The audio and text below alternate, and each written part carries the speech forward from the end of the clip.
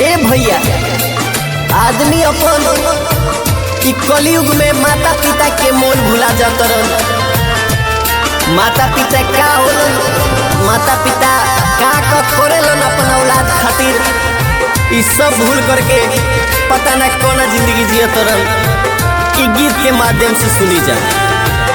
बचपन से फसले बाड़े, बचपन से फसले बाड़े माई के दुलार रे, माई के आचार में पूरा संसार रे, माई के आचार में पूरा संसार रे, माई के आचार में कोखिया में रखले रहे, कोखिया में रखले रहे माई हमार रे, माई के आचार में पूरा संसार रे, माई के आचार में पूरा संसार रे, माई के आचार में।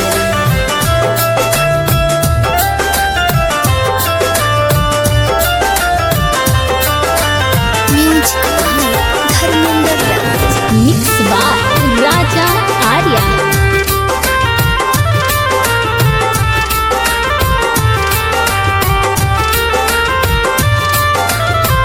महल जैसन घर हवा बाबूजी बनावले, होकरा के माई हमरे हाथ से सजवले।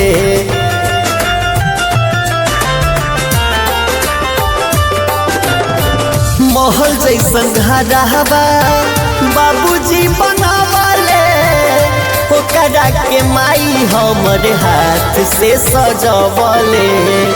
कि माई बाबू से हमर घर परिवार रे, माई के आचार में पूरा संसार रे, माई के आचार में पूरा संसार रे, माई के आचार में।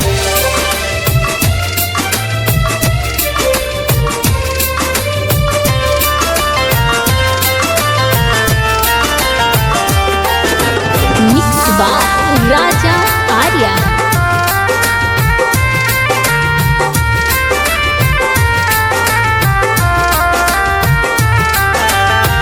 स्वर्गे कहला बाबू माई के छाँव में, रही हो हमेशा उनकर बाबू सब पाँव में।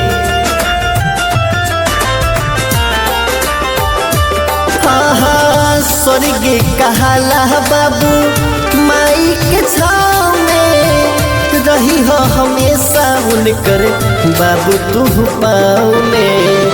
कि गावे राजा आलोक गीतिया मिले दुलार रे, माई के आचार में पूरा संसार रे, माई के आचार में पूरा संसार रे, माई के आचार में।